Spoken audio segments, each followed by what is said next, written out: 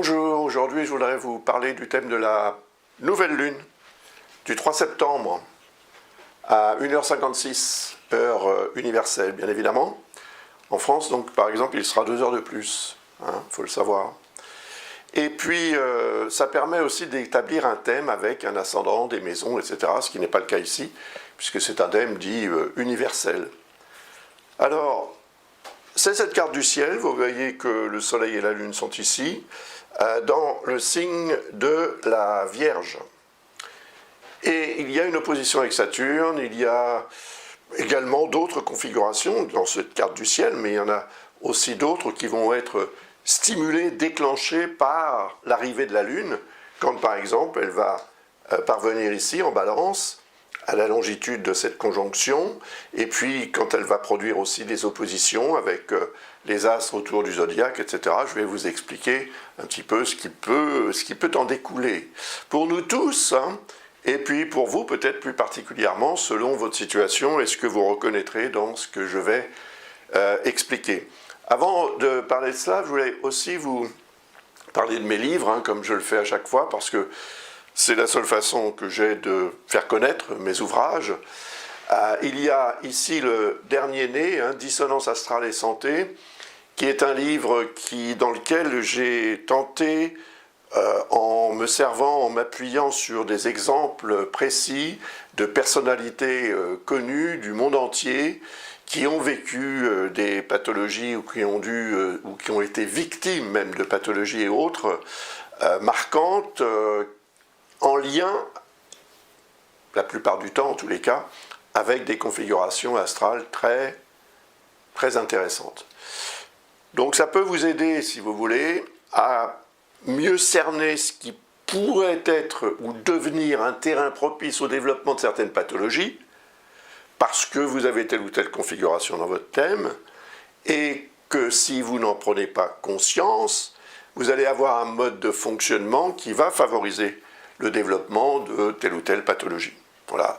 Donc, j'espère que ce livre, qui se vend d'ailleurs très bien, je remercie toutes les personnes qui se le sont procurées, j'espère que ce livre vous apportera ce que vous pourriez attendre de quelque chose comme ça, afin d'améliorer votre état de santé général et également améliorer l'appréhension que vous pourriez avoir de ce qui se développerait si vous ne prenez pas les précautions suffisantes pour éviter que sur ce terrain pathologique se développe effectivement une pathologie particulière. Après, il y a le livre d'astrologie horaire. Vous aurez réponse à tout.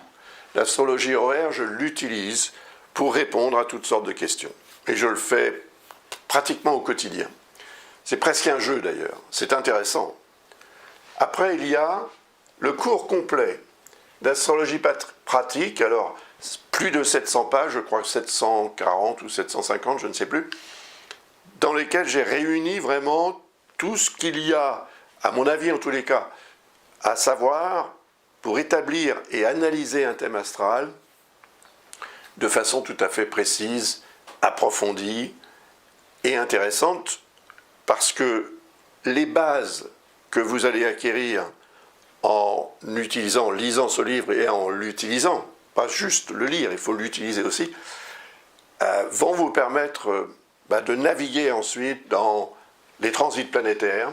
Alors vous avez ici les transits planétaires qui servent à gérer l'avenir, en quelque sorte, à décrire des périodes et à pouvoir donc prévoir mieux la façon dont l'énergie de telle ou telle planète qui circule autour de votre thème va s'exprimer. Et puis, il y a la révolution solaire. Donc, la technique des révolutions solaires, c'est quelque chose de très intéressant, de très utilisé, pour prévoir l'avenir, encore une fois, bien sûr, sur une année donnée, pendant une année donnée. Et j'ai mis au point un système de datation qui permet effectivement d'analyser cette carte du ciel de votre anniversaire de façon chronologique. Voilà. À partir de l'anniversaire ou presque, et ensuite jusqu'au prochain. La nous avons ici le destin, karma, réincarnation, ben, c'est l'astrologie karmique tout simplement. Donc si ça vous intéresse de savoir un petit peu le pourquoi du comment de certains traits de caractère ou certains modes de fonctionnement de votre part qui n'auraient rien à voir avec la génétique, l'hérédité ou quoi que ce soit, peut-être que vous allez trouver les réponses dans ce livre, parce qu'il va vous expliquer que dans votre vie antérieure, il s'est passé ceci ou cela, et que vous en avez rapporté quelque chose, inconsciemment bien évidemment, qui favorise le développement d'une certaine personnalité. Et puis il y a Vesta et Chiron en astrologie, donc ce sont deux astéroïdes que j'utilise depuis 1998, et dans cet ouvrage, je vous explique comment et pourquoi j'utilise ces deux astéroïdes, et ce de façon systématique maintenant, depuis 1998. Et puis là, c'est toujours le même, donc ça c'est la version anglaise en fait. Et puis vous voyez ces deux-là, hein, ce sont les tomes 1 et 2, il y en a 4 en tout, hein, qui sont réunis dans cet ouvrage. Chacun de ces ouvrages, celui-ci vous donne accès à 16 vidéos que vous allez pouvoir regarder en même temps que vous lisez le livre, ça va vous aider. Ça n'est pas vraiment la reproduction du texte du livre, ça c'est sûr, puisque ce sont des vidéos que j'ai faites pour mes élèves, mais ça peut vous aider. Et que ce soit avec cet ouvrage ou l'un ou l'autre de ceux-ci, vous recevrez également donc les vidéos. Il suffit simplement de me les demander et de m'envoyer évidemment la preuve d'achat de l'un ou l'autre de ces ouvrages. 1, 2, 3 ou 4, il y en a 4 tomes ici, je vous le rappelle. Tous les autres sont rattachés à une promotion.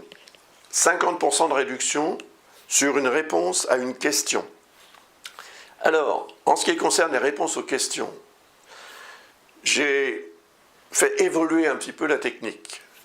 C'est-à-dire que j'offre la possibilité d'obtenir une réponse précise et simple à une question donnée et une réponse beaucoup plus approfondie à la même question, mais en tenant compte de toutes sortes d'autres paramètres qui peuvent être utiles pour mieux gérer la situation ou obtenir ce que la réponse, une réponse en fait beaucoup plus détaillée. Les informations sont sur le site de l'école Ablas. Visitez ce site et vous les trouverez et vous pourrez commander une réponse à une question de votre choix. Voilà. On continue maintenant avec l'analyse du thème astral. Voilà. Il est ici donc, on l'a vu tout à l'heure, on le revoit maintenant. Le Soleil et la Lune sont dans le signe de la Vierge, à 11 degrés du signe de la Vierge. Et on voit qu'en face, il y a, à 16 degrés, il y a Saturne. Et pas très loin, il y a Neptune. Donc ça veut dire que pendant le transit de la Lune en Vierge, qui va durer 2 jours et demi en fait, hein, vous voyez ici, elle est à 11 degrés, donc 11 degrés, ça correspond environ à 22 heures. Donc 22 heures avant cette nouvelle lune, la lune entre dans le signe de la Vierge. Et elle va en sortir 2 jours et demi après. Donc c'est important parce que ça veut dire que pendant 2 jours et demi, on est dans cette énergie de nouvelle lune. Nouvelle lune, nouveau départ. 3 septembre, c'est la rentrée. Donc c'est la période au cours de laquelle on va retourner au travail, si on a pris ses vacances au mois d'août, bien évidemment. Mais en tous les cas, dans la majorité, je veux dire globalement, c'est l'énergie du nouveau départ en lien essentiellement avec le travail, la santé aussi et d'autres domaines, bien évidemment. Mais c'est quand même aussi l'école qui reprend, etc., etc. Donc les responsabilités au quotidien qui sont reliées au signe de la Vierge vont redevenir quelque chose de très important. On n'est plus en vacances, vous voyez ce que je veux dire. Mais il y a l'opposition de Saturne, donc ça veut dire que cette rentrée 2024 peut être marquée par une forme de frustration dans le monde du travail, bien sûr, puisqu'on est là avec le signe de la Vierge dans le monde du travail. Donc, il est possible que cette nouvelle lune signale ou motive certaines personnes à s'engager dans une sorte de lutte pour gérer cette frustration et obtenir plutôt une satisfaction qu'une frustration. Donc ça peut être une période assez intense de ce point de vue-là, avec cette notion de blocage, cette notion de retard qui peut être associée à l'énergie de Saturne. Et donc frustration, insatisfaction, etc. Pas très agréable, mais en fait ça représente aussi un obstacle à surmonter qui, s'il est surmonté, va permettre d'améliorer considérablement la situation, quelle qu'elle soit, la vôtre ou celle d'un environnement, qui peut être votre environnement familial, ou votre environnement personnel, ou votre environnement social ou professionnel. Donc, a priori, c'est le seul aspect qu'on voit ici entre la Lune, le Soleil et Saturne. Donc c'est vraiment ce qui va colorer ce début d'année, si on peut dire, d'année professionnelle en tous les cas, hein, et ce retour à la vie au quotidien, la vie marquée par le travail, etc. Et puis la Lune va continuer son périple, hein, comme d'habitude, et bien évidemment, elle va se placer à l'opposé de Neptune, quand elle va arriver ici, c'est-à-dire aux environs de 29 degrés, c'est la fin du signe de la Vierge. Elle va produire une opposition avec Neptune. Et cette opposition avec Neptune va déclencher l'énergie de Neptune, qui est l'énergie qui correspond davantage à ce que l'on a envie ou besoin de croire qu'à la réalité vraiment sur le terrain. La réalité, elle serait représentée par Saturne. Le rêve, lui, il est représenté par Neptune. La réalité se rapproche de Neptune, donc du rêve. Ce qui voudrait dire que lorsque la conjonction va se produire, ce qui n'est pas tout de suite, hein, ça va se produire en 2025, et puis ça va surtout se confirmer concrètement en 2026. Mais on reviendra là-dessus quand je ferai les vidéos pour l'année 2025. Je vais évidemment parler de cette conjonction, elle est très importante. Alors, si le rêve ne rejoint pas la réalité, ou si le rêve est quelque chose de beaucoup trop grandiose pour que la réalité puisse le rejoindre, il est fort probable qu'à cette époque, et ça correspond, vous voyez, à la fin de ce transit, donc on va être là, il reste 19 degrés, ça fait 38 heures, donc à peu près 38 heures après cette nouvelle lune, il y aura évidemment une incidence du rêve en lien avec la réalité, en lien ou en désaccord.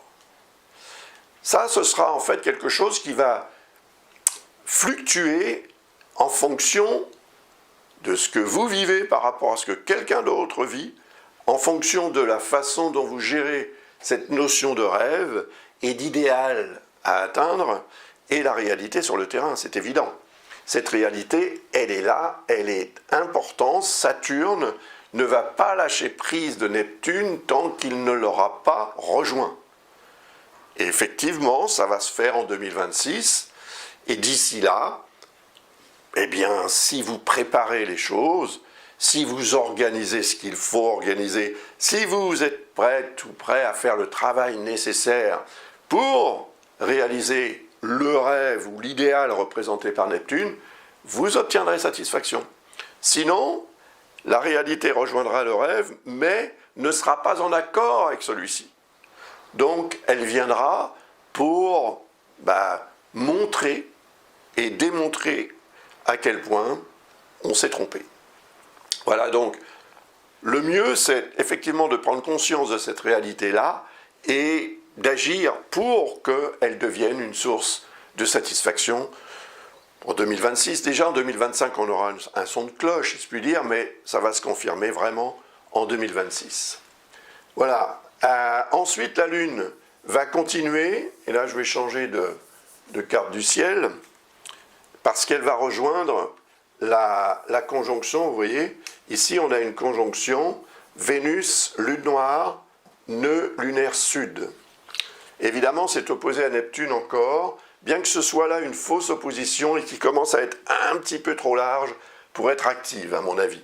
Par contre, c'est vrai qu'il y a une opposition, évidemment, avec le nœud lunaire nord, qui est diamétralement opposé au nœud lunaire sud.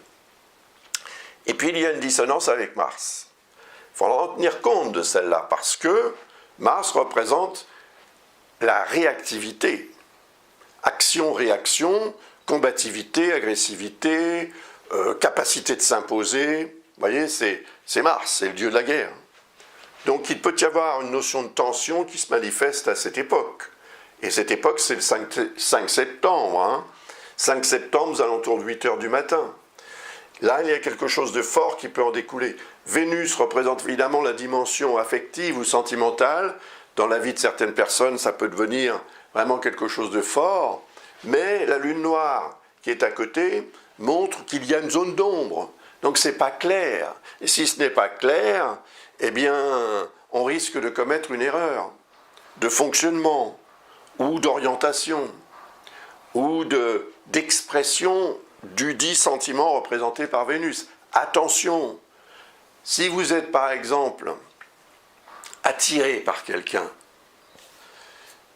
cette attraction est-elle physique ou morale, ou les deux peut-être, spirituelle peut-être, etc., etc. Ce sont des questions qu'il va falloir vous poser parce que la lune noire représente la libido. Et la lune noire, conjointe à Vénus, montre à quel point le désir peut l'emporter sur le sentiment ou produire un sentiment qui ne serait pas réellement un sentiment, qui serait simplement une déviation d'un désir qui se transforme en sentiment pour que ce soit moralement acceptable et qu'on puisse l'exprimer et le vivre, donc le consommer si vous voulez. Le nœud lunaire sud représente ce que l'on doit essayer, d'abandonner en termes de mode de fonctionnement, d'habitude prise, parce que le nœud lunaire sud représente une forme d'attachement qui peut être une dépendance. Et si c'est le cas ici, ce serait une dépendance à l'affectif, quelque chose qui vous tient à cœur ou quelqu'un, et la lune noire a une sorte effectivement d'ambiguïté dans le rapport que vous entretenez avec la personne ou la situation. Une zone d'ombre. Donc la zone d'ombre, elle est en même temps quelque chose que l'on peut craindre, mais qui nous attire. Voilà. On est attiré par les interdits, par exemple. Et malgré tout, on fait en sorte de ne pas trop se laisser influencer par cette lune noire, Lilith. Et la libido s'exprime de toutes sortes de façons. Donc, soyez vigilantes ou vigilants à ce sujet et faites en sorte d'établir la véritable raison de ce qui va se passer en vous, sentimentalement, moralement ou émotionnellement également, puisque la Lune est là. Mais la Lune, elle arrive pour déclencher cette énergie-là, qui va être en substance, qui va durer en fait, pendant toute la période, jusqu'à la pleine Lune. Il est évident qu'il n'y aura plus la conjonction, puisque Vénus va s'éloigner, mais il y aura quand même toujours cette Lune noire dans le signe de la Balance. Et la Balance représente l'autre, le rapport à l'autre et les autres. C'est peut-être dans cela qu'il y a cette zone d'ombre. Et c'est sur cette zone d'ombre qu'il faut faire la lumière. Or, ici, on a une dissonance avec Mars qui peut déclencher une réaction, coup de foudre, par exemple. Ou qui peut déclencher aussi une réaction de jalousie, une réaction en fait de colère, une réaction agressive, impulsive, qui pourrait avoir des conséquences. Les conséquences, on va les voir aussi probablement sur le plan météorologique, parce que Mars représente aussi l'orage, la foudre, le tonnerre, Et cette notion de déstabilisation météorologique serait très fortement représentée par ce genre de configuration. Ensuite, la Lune va continuer. Et qu'est-ce qu'elle va faire? Eh bien, vous voyez, elle va arriver, toujours en balance, à l'opposé de Chiron et au carré de Pluton. Ce carré de Pluton va perdurer jusqu'à ce que la Lune sorte du signe de la balance. Donc, pendant environ 15 heures après 3 heures de l'après-midi, 15 heures, le 6 septembre. Cette lune en balance va séjourner comme dans le signe de la Vierge environ 2 jours et demi. Donc cette énergie-là, que je viens d'expliquer par rapport à Vénus, la lune noire et le nœud sud, va perdurer pendant 2 jours et demi.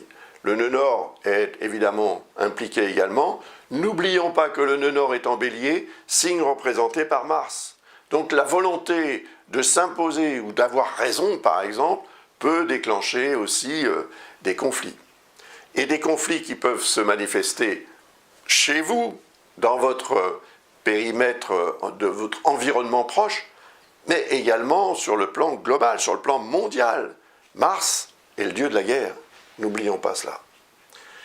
Donc, cette opposition avec Chiron va déclencher l'énergie de Chiron, c'est-à-dire peut-être allons-nous prendre conscience, davantage certains que d'autres évidemment, des réalités en ce qui concerne la santé et prendre conscience de la nécessité d'analyser les choses, d'observer réalistement ce qui se passe dans nos vies sur le plan santé.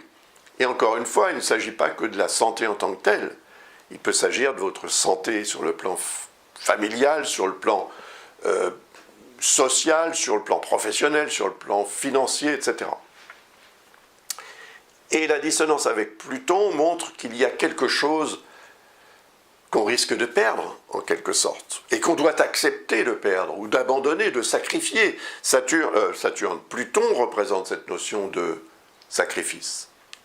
Tout comme les anciens qui faisaient des sacrifices à leur Dieu pour obtenir une meilleure récolte, ou quelque chose en termes de récompense de leur Dieu. Là, peut-être qu'il y aura aussi une récompense à la clé.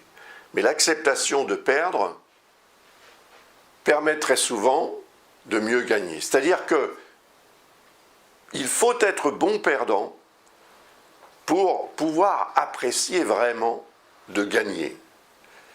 Et pour gagner, il y a un élément de chance qui peut se manifester.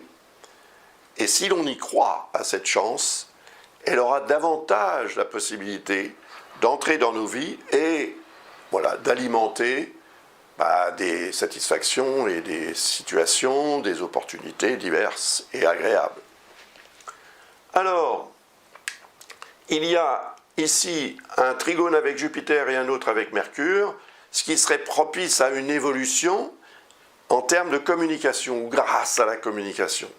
Donc si vous avez quelque chose à dire, ou si vous avez des études que vous voulez suivre, ou si vous voulez faire un voyage, ou si vous avez un rendez-vous important, tout ce qui tombe sous l'influence de Mercure et de Jupiter va être favorisé pendant ces quelques heures, je dirais pendant probablement toute la journée du 6 septembre, tant que la Lune est dans le signe de la Balance en lien avec Jupiter et Mercure.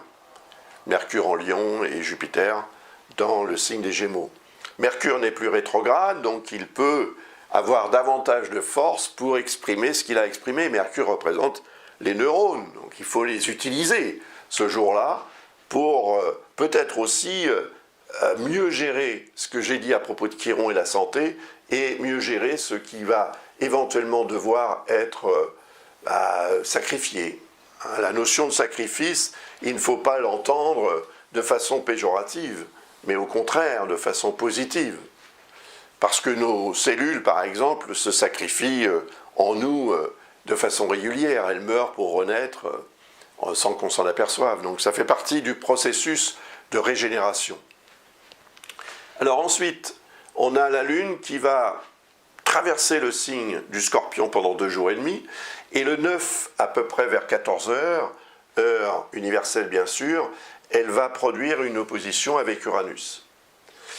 là, il y a une notion de changement, tout à coup, qui peut se manifester.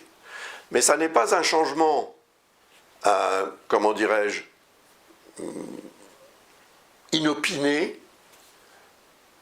C'est un changement dont on sait qu'il va arriver. Et la Lune va permettre de le déclencher. Donc si vous êtes dans cette énergie de changement, quel que soit le domaine, parce que ça va dépendre évidemment de votre vie, de votre thème natal, etc. Mais si vous savez que ce changement va arriver, ou qu'il doit arriver, choisissez ce jour-là, et aux alentours de cette heure-là, pas trop tard après, parce que vous voyez, ici on est presque à 28 degrés, il reste 2 degrés pour que la Lune sorte du signe du Scorpion pour passer en Sagittaire. 2 degrés, c'est 4 heures pour la Lune. Donc vous aurez entre 2 heures et 6 heures de l'après-midi pour réaliser ce changement. Mais il y aura aussi un effet avant. Donc peut-être à partir de midi jusqu'à 18 heures, vous serez dans une logique propice pour vous engager dans cette logique de changement. Et Mercure étant ici en dissonance, il est possible que cela vous déstabilise, que vous ayez du mal à focaliser concrètement et sur le sujet en question pour que vous puissiez négocier ce virage de la meilleure façon qu'il soit. Si vous ne le négociez pas correctement, vous risquez de vous retrouver dans le fossé ou dans le mur. Par contre, il y a un lien très bénéfique avec Pluton, il y en a un autre ici avec Neptune, donc régénération, amplification du potentiel de résistance, en fait, quelque part. C'est ce que Pluton représente. Donc la capacité de régénération amplifiée va permettre de mieux gérer peut-être, je l'espère en tous les cas pour tout un chacun, le changement représenté par Uranus, qui semble être nécessaire, si vous voulez. Donc il doit être assumé. Et après, la Lune va produire une opposition avec Jupiter, comme on va le voir tout de suite. Donc on sera le 11 septembre, 9 h du matin, et là on a évidemment cette opposition avec Jupiter. Jupiter, évolution, expansion, amélioration, opportunité, c'est tout ce qu'il y a de sympa dans la vie, il faut bien le dire. Par contre, ça peut aussi dépasser les limites raisonnables. Donc à ce moment-là, on est dans l'excès que Jupiter peut également représenter. Il y a une dissonance avec Saturne et une autre avec le Soleil. Ce qui veut dire que le Soleil sera en dissonance avec la Lune. Et là, on sera dans la notion de premier quartier de la Lune. Et ça veut dire que cette dissonance peut créer une difficulté de gestion de l'harmonie physiologique nécessaire pour être en forme. Donc il est possible qu'on ne se sente pas forcément très en forme, effectivement, ce jour-là, vers cette heure-là. Donc au matin du 11 septembre. Et on a aussi une dissonance avec Saturne, donc on se sent un petit peu fatigué, un peu peut-être pas démoralisé, mais presque, vous voyez, un peu plus pessimiste, sceptique ou même négatif. Cette fatigue va être compensée par Jupiter. Donc ça veut dire qu'on va se reprendre, on va se dire non, non, ça suffit là, il ne faut pas se démarrer la journée comme ça, sinon elle va mal se terminer. Et donc Jupiter donne un coup de collier, si vous voulez, et vous permet de retrouver le sourire et de dire tout va bien à vos collègues, à votre famille, enfin tous les gens que vous rencontrerez dans la matinée et après dans la journée. Donc c'est intéressant, c'est quand même un carré, vous voyez, c'est un grand carré, ici, en croix. Donc on peut s'enfermer dans une logique de fonctionnement très aléatoire finalement, parce que on va être à facettes ce jour-là. Tantôt très souriante et, oui, je pense très positive ou positif, et par ailleurs plutôt négative ou négatif. Vous voyez, on va osciller entre Jupiter et Saturne, ne sachant pas trop si on doit exploiter ce que l'on considère comme étant une opportunité ou si on va la considérer comme étant trop belle pour être vraie. Et si c'est le cas, on n'en profitera pas, donc on restera enfermé dans cette logique en se disant « oui, ça va se débloquer un jour, mais je ne sais pas quand ». Et ce serait dommage parce qu'on n'irait pas de l'avant. On ferait un pas en arrière, enfin un pas en avant, deux en arrière, deux en avant, un en arrière. Finalement, on ferait du surplace ce jour-là, le 11 septembre. Après, la Lune va continuer son périple et elle va, comme on va le voir tout de suite, elle va arriver ici à 4 degrés du signe du Capricorne opposé à Mars. Elle déclenche l'énergie de Mars. Attention, Mars est au carré de Neptune. C'est un faux aspect, mais il est quand même assez intense. Et Mars est au sextile de Mercure, ce qui est très bien parce que Mercure est également en lien très favorable avec la Lune. C'est l'émotionnel, la Lune, et Mars, c'est l'action, la réaction, la combativité, c'est le dieu de la guerre, donc il peut tout à coup se réveiller comme ça, et vous allez bondir, ou vous allez exploser, et ça va produire un risque, effectivement, d'incident diplomatique, ou même d'accident. Attention, ce jour-là. Alors, heureusement, Mercure est en harmonie, d'ailleurs, il n'est pas très loin de Vesta, ce qui est très bien. Vesta représente justement l'harmonie et l'équilibre. Donc Mercure, c'est votre mental qui va se dire, bon, attention, essayons de gérer notre émotionnel représenté par la Lune pour qu'il devienne une source d'amélioration de notre situation générale et donc de satisfaction, plutôt que le contraire, tout simplement. Mais Mars est costaud, hein, quand même. Et sa position ici en Cancer le place directement en lien avec la Lune, puisque la Lune représente le signe du Cancer. Donc ça va devenir un petit peu chaud, si je puis dire. Ça peut être aussi marqué, un moment marqué par un orage, mais ça peut être aussi un incident bon, peut-être météorologique, mais un incident aussi terrestre, quelque chose qui pourrait arriver et qui fera la une de l'actualité ce jour-là. Donc, la Lune en harmonie avec Mercure et Vesta montre qu'on aura le potentiel de gestion de cet émotionnel pour qu'il ne devienne pas une source de réaction explosive et donc d'incidents diplomatiques ou d'accidents, mais au contraire d'amélioration de la relation, s'il s'agit d'une relation, ou peut-être même l'amélioration de vos capacités mentales, cérébrales, intellectuelles, surtout si vous devez les exploiter, les utiliser pour étudier quelque chose ou dans le cadre d'un rendez-vous professionnel ou d'un voyage, etc. Puisque Mercure peut représenter aussi tout cela. Voilà, et il n'est plus rétrograde, ce qui est quand même une bonne nouvelle.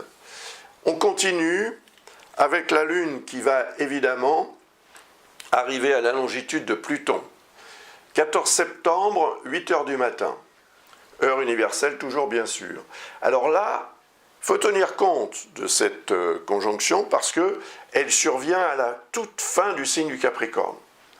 29 degrés 29, 29 degrés 50, c'est vraiment le dernier degré du signe, ce qui veut dire que la Lune va prendre peut-être 1 heure ou 1 heure et demie pour changer de signe et passer en Verseau.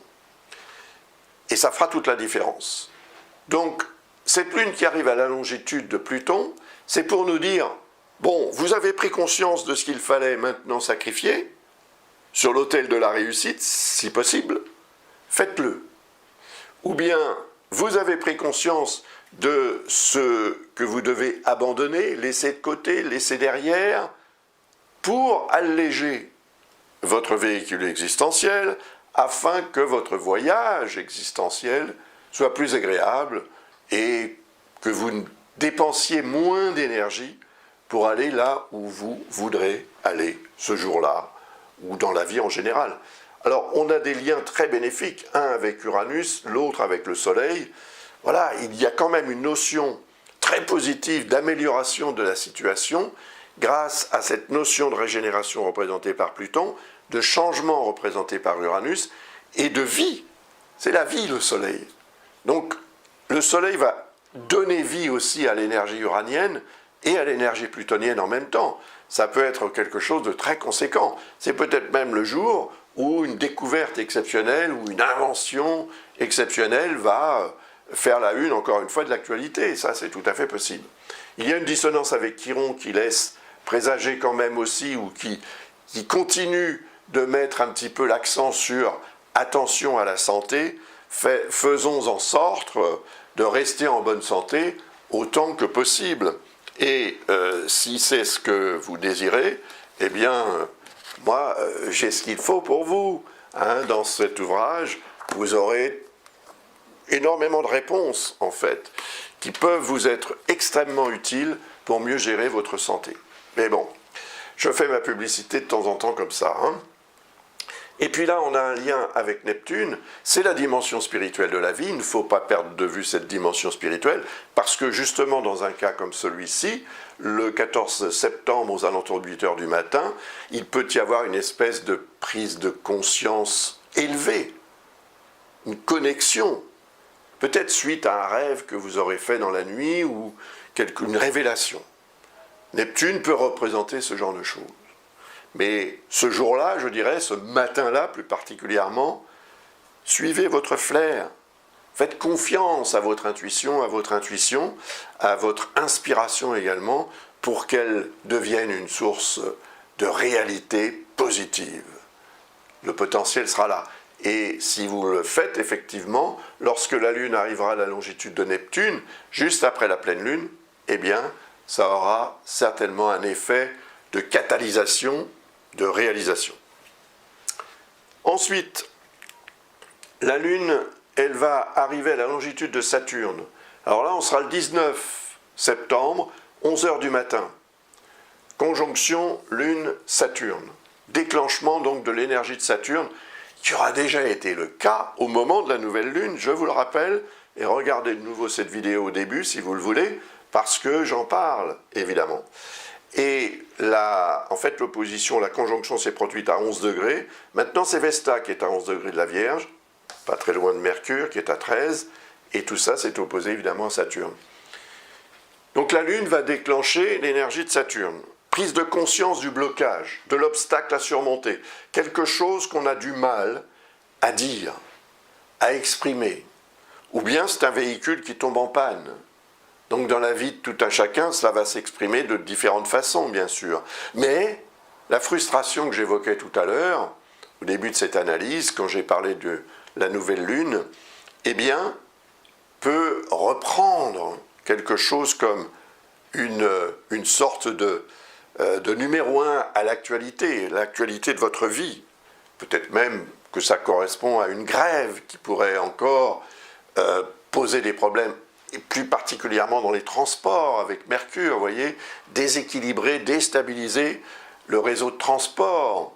Une grève ou un incident, un événement qui pourrait être une sorte de fatalité que représente Saturne d'ailleurs, qui est en dissonance avec Jupiter, qui est en dissonance avec le Soleil, comme tout à l'heure. Ça n'a pas changé. À ce niveau-là, on est toujours dans cette espèce d'énergie aléatoire. On oscille entre « oui, ça va être formidable, mais ne nous inquiétons pas » et au contraire « ouh là là, c'est terrible, inquiétons-nous beaucoup ». Donc certains vont abonder dans le sens de Jupiter, d'autres dans le sens de Saturne.